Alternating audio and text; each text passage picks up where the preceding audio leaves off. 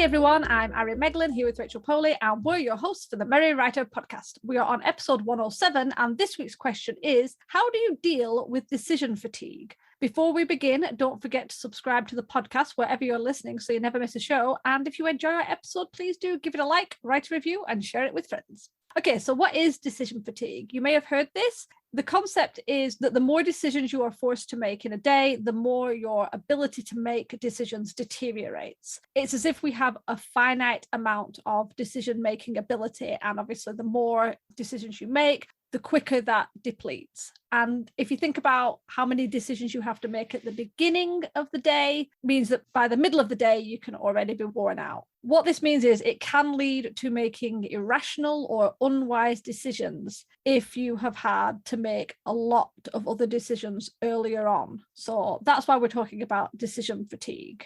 One quick thing about decision fatigue is it's not always big decisions. I've heard people think that decision fatigue comes from big decisions.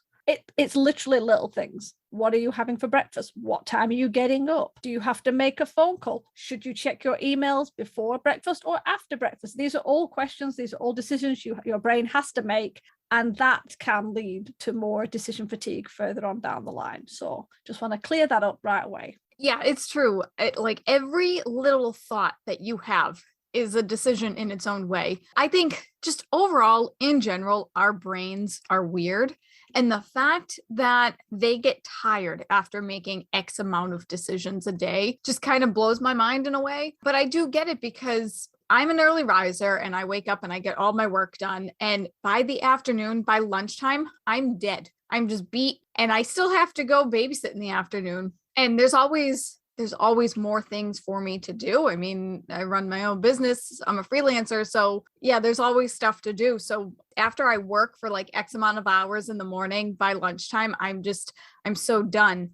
And as Ari said, the decisions, they're not like big decisions. They can be little. So you don't even really realize that you're using up the brain power that you're actually using. And when it comes to writing, we don't think about it often, but we do make a ton of decisions when we're writing. If we're writing the first draft of something, well, we have to sit down and figure out what story are we working on today? If we're working on story A, what scene do we want to work on? What chapter are we working on? Should we reread what we previously wrote before we start writing? Or should we edit a chapter? Or should we do this? Should we do that? There's so many different decisions that you make. And that's why a lot of people say to plan out your day ahead of time, that before you start a writing session to figure out what story you're going to work on and have a plan for the week. This is what I do. I plan out each week beforehand, every Sunday night before I go to bed.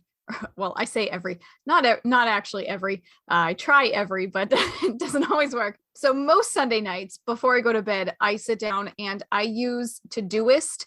It's a website and it's also an app. And I will sit down and I will plan out my entire week and say, okay, Monday, I'm going to get X, Y, and Z done. Tuesday, I'm going to do A, B, and C, and so on and so forth. And I even include my podcast meetings on there. Any writing that I want to do or editing, I put that on there.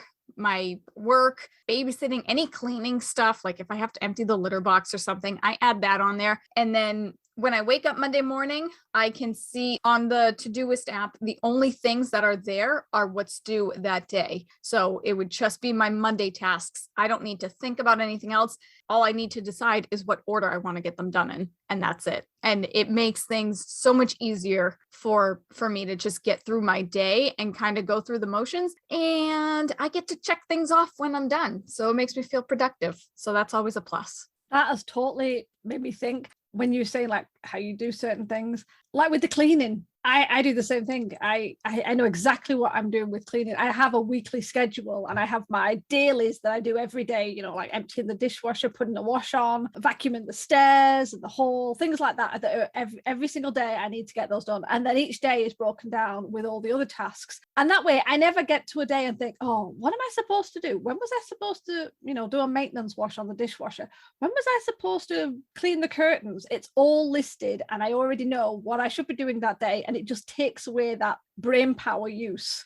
So it can be freed up for something else. And again, something else you said about like how you plan the day and what the sort of things you want to think about working on while you're writing. not only do you have to think about the story you're writing, the characters, where you're going with the scene or the chapter, but if you're anything like me, while you're writing, you're coming up with questions, like, oh, what time of day is it? Should that scene have happened before this? Or did I mention X because it comes up here and it needs to be a foreshadow? Now, I know some people will put those questions and then try and answer them. I never do that because, again, decision fatigue will just wipe me out. I always go to the bottom of my Scrivener page that I'm working on that's specific to that scene, and I will write those questions out, but I do not answer them on that day because it would completely take me out of the scene. It would waste my time. And then I will plan to come back and answer those questions on a specific day when I'm ready to answer those questions. So that'll be the day I do that. I don't do any writing. I just work on the questions for that scene,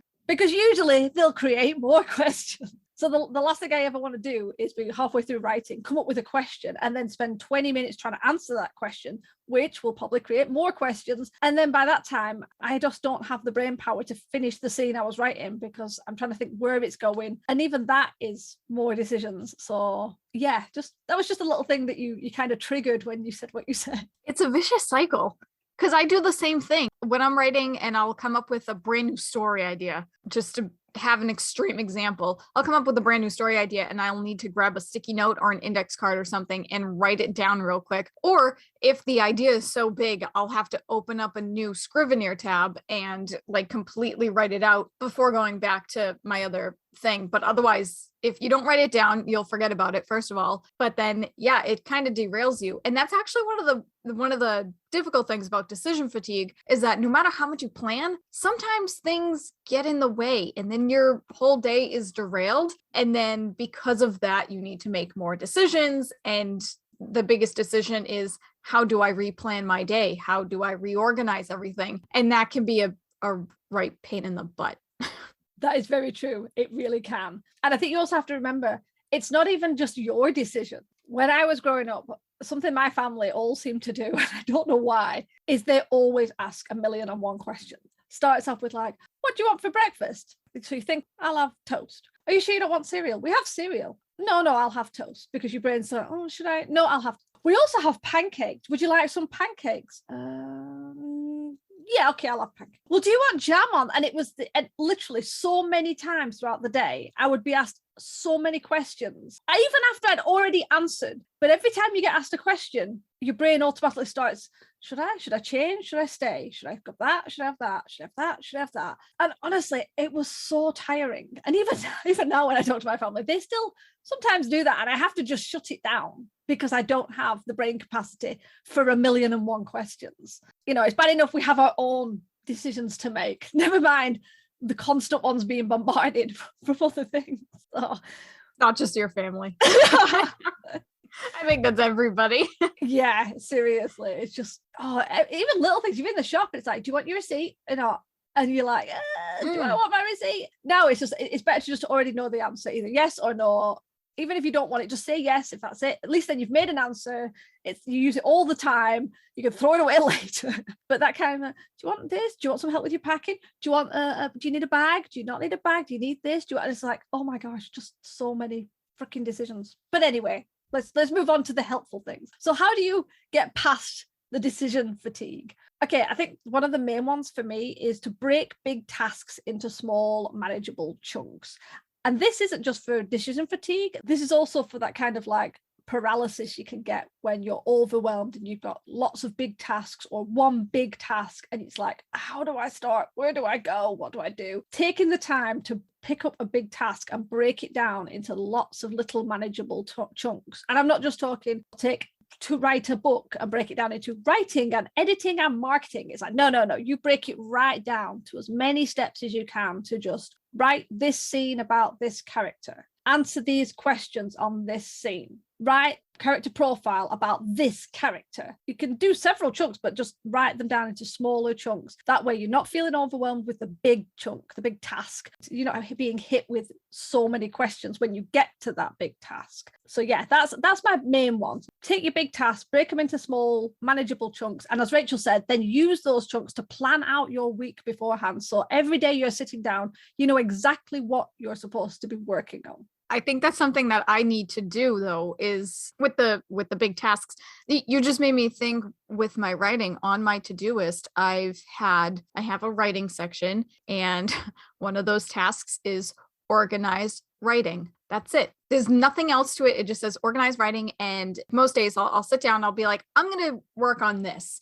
And then I stare at it and I open up all of my stories. I open up Trello, I open up Scrivener, Google Docs, wherever, all my notes. And I'm like, what am I supposed to organize? Am I supposed to prioritize my stories? Was I supposed to organize my notes for each story? Was I supposed to, I don't know what I was supposed to do. And then I just stare at it for a good hour. And then I'm like, I don't feel like doing this anymore. And I exit out of everything. And then I go work on something else. So yeah, take a big task and break it into small, manageable chunks. Don't be so vague with yourself. Just narrow it down and zero in and be specific. Talk to yourself like you're 5. Yes, that definitely. I'm sorry. I thought it was so funny because while Rachel was saying that, I was just laughing on mute, obviously, because it was like listening to myself. That is exactly how I have that in my head when I'm doing certain things. Like I literally just started sorting out my business paperwork again, which I have not done most of the year. And by year, I mean the financial year from like last April. And it's been on my list, like sort business paperwork, catch up with business paperwork. And then on, I think it was last Sunday, I actually just broke it down into just sort purchase invoices. That's it. And I did it. I got them done. Sort customer orders. Because I just kept seeing this big task and it was like, oh, I don't know what I'm doing. And then I made a little Trello and I added them all in which pieces, and then I can just focus on one because, wow, you really can see these big tasks and do it. It takes too much effort. Yeah, you confuse yourself and then you get yourself stuck in a decision fatigue loop, because if you have something so vague like that, you're asking yourself all these questions. What was I supposed to be doing? What does this mean? What should I be doing? And in that case, you end up making all these different decisions because you have to decide what to do, so that by the time you figure it out and you're actually ready to get started, well, you're tired and then you don't want to do it anymore. Yes. And sometimes you'll power through and other times you'll be like, forget it, and just walk away.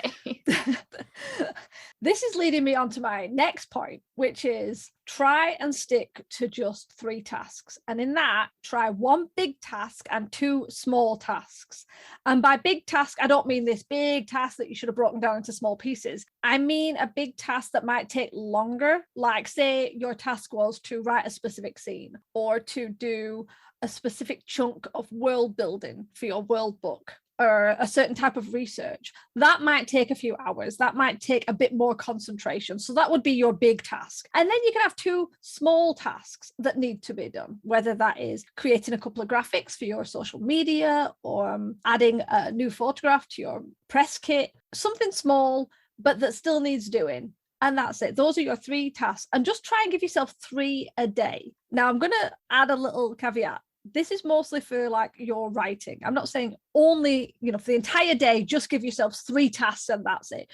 And that includes your chores and your finances or anything, because you'd never get anything done. But if there's certain tasks that need to be done and you've been procrastinating, put them on your list, make it just 3. And they are the 3 you have to get done in that day. If everything else doesn't get done, as long as you get those 3 done, you're moving forward. The likelihood is if you get those 3 done, you will probably have time for other tasks that may not be as important, that still need to be done, then you can put them on your list and do it. But focus on the specific 3 that you want to get done. Pick a big one and do that first. Definitely do that first. Use your energy for that, and then do your small tasks. And again, as Rachel said, plan that out so that you're not thinking, which of the big tasks should I do? Because it's more decisions and you don't want that. I feel like we should have named this episode Everything Rachel Does Wrong, and don't listen to her.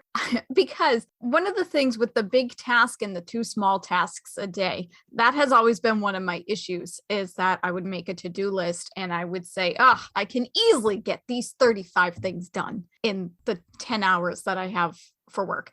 And I would end up stressing myself out because I would probably start with the wrong tasks. As Ari said, start with the big task first and then go to the smaller tasks, because you'll use up most of your energy on the big task. And then by the time you get to the smaller tasks, they won't seem like such a big deal. You don't want to work on like 10 small tasks and then go to something bigger where you need to use more brain power and then you're already exhausted. And then the work never comes out the right way that you want it to. So one of the big things that you need to keep in mind is time. As I said, I was in a pretty bad habit of giving myself too much work to do during the day, and then I wouldn't be able to get it all done. So I'd have to push some tasks to the next day, which then would give me, say, 45 tasks for the next day because I'd already have 35 tasks for the next day. And then, it just gets Ari's cracking up. She's on mute, but she's cracking up. It's not easy being me, okay?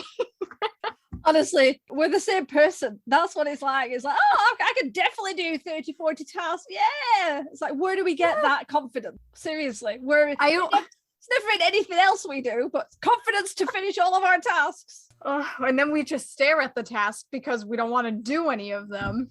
But yeah, you really need to like figure out time. And say you start work at 8 o'clock in the morning, and then you break for lunch at 1 o'clock in the afternoon. Well, what can you get done in that 5 hours? 5 hours? I can't math. 8, 9, 10, 11, 12, 1, 5 hours. Whatever you can get done in that 5 hours. Work so on that big. I'm keeping that in. That's fine. That's totally fine. Everybody knows that I'm terrible at math. This is why I write. So focus on that one big task first, and then get your like 2 or 3 small tasks done after that. And then depending on what time you're done, you can work on things for tomorrow, or you can work on smaller mundane tasks that don't really have much of a deadline. You can chip away at another bigger task, or you can just take a break because that's always nice too. But when you break up your tasks, like Ari mentioned researching for a novel for one of her examples, give yourself like 2 hours to research. Just for example, you give yourself 2 hours to get your research done. And then whether you finish it or not, well, you can say, I worked 2 hours on this. So this task for today is done, and you check it off. And then you move on to the other 2 small tasks. And if you have time afterwards and you feel so inclined to go back to your research, you can do that. Or you can move on and do something else. It's all about how you organize your day and you prioritize the big tasks over the small tasks. And I will say, I already mentioned this before, sometimes things change, like a family emergency comes up or just anything unexpected happens. And sometimes that's going to happen and it's unavoidable at times. It sucks. But if something like that happens, just take a look at your schedule again and rearrange things. You can do it that night before you go to bed, or you can do it the following morning, like just whatever. Just sometimes you just kind of have to roll with the punches.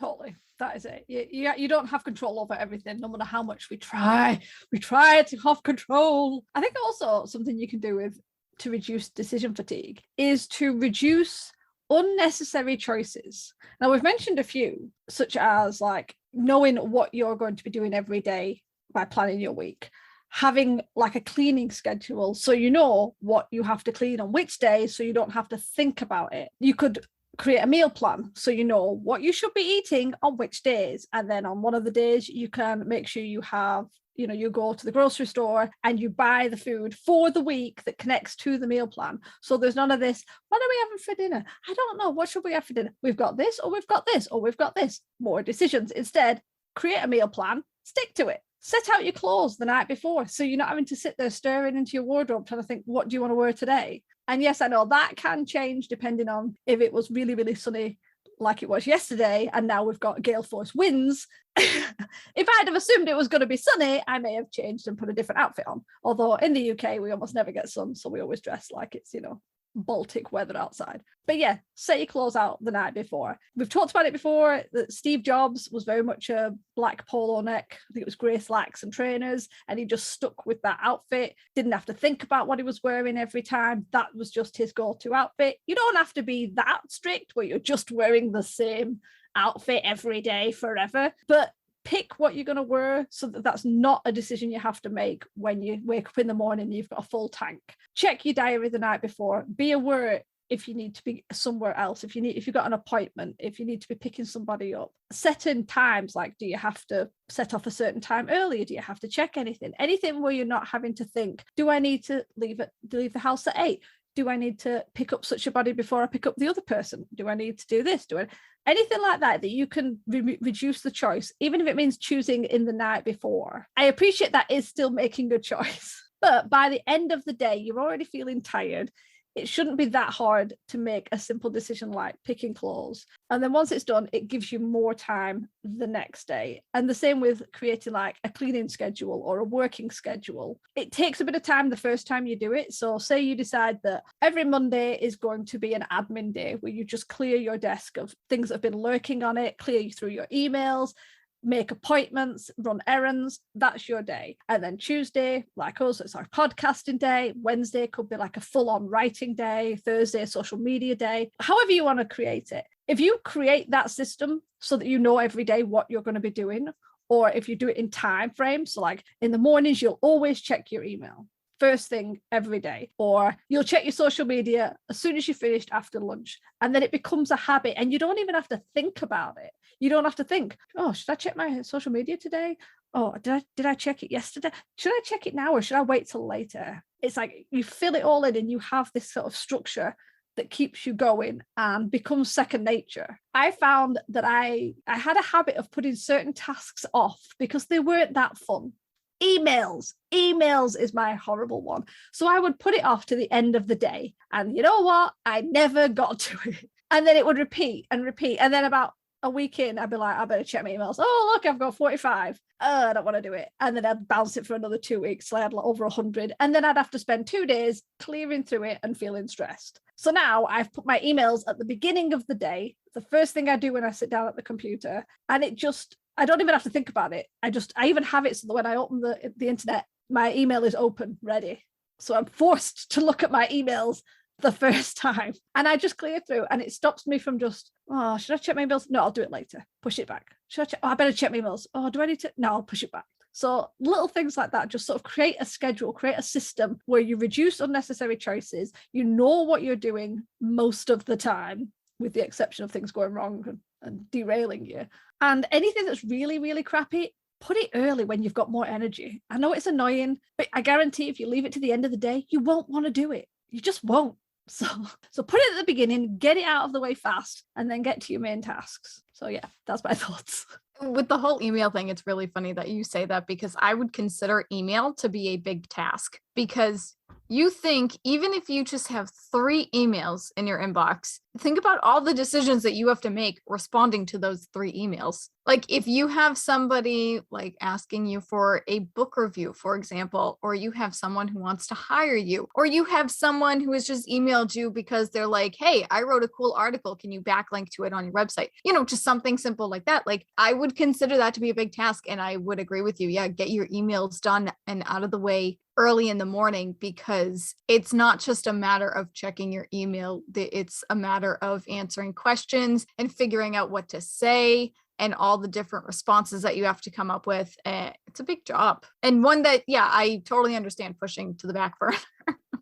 I get that. And with the clothes thing with Steve Jobs, it's actually really funny that we're recording this episode today because just last night I was thinking about Steve Jobs and his clothing situation. And that's actually one of the reasons why I don't get dressed first thing in the morning. Instead of setting out my clothes the night before, I actually just wake up and I get my work done in my pajamas. And then when my work is over, that's when I go get dressed and ready for the day. People will think that's backwards because a lot of people who work from home, they'll say you should always put pants on.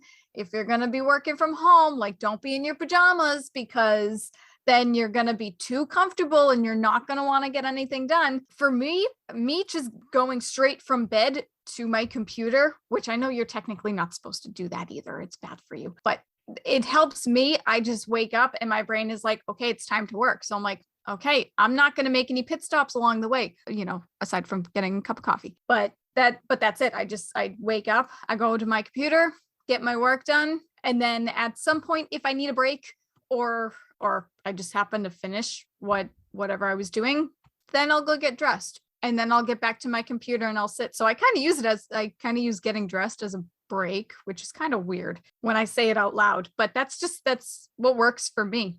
And I will admit, there are some days where, yeah, I am a little too comfortable in my pajamas and I realize I'm not being productive. So I will get up and take the time to go get dressed. But for the most part, no, I just stick to my pajamas and I get all my stuff done and it works for me. That's it. Everyone is different. I have to be, I will sometimes stay in my pajamas because it's comfy, and sometimes it's nice to be comfy while you work. And I find if I want to be active, I just have to put my trainers on, even with pajamas, and it makes me more active. I'm more likely to do it. So really, it's just removing slippers that makes me more active. Take off the slippers, put on the trainers, and it's all sorted. My feet are constantly cold, so I'm usually wearing 2 pairs of socks plus my slippers. So that wouldn't really work for me, because then that's all I'd be thinking about is how cold my feet are.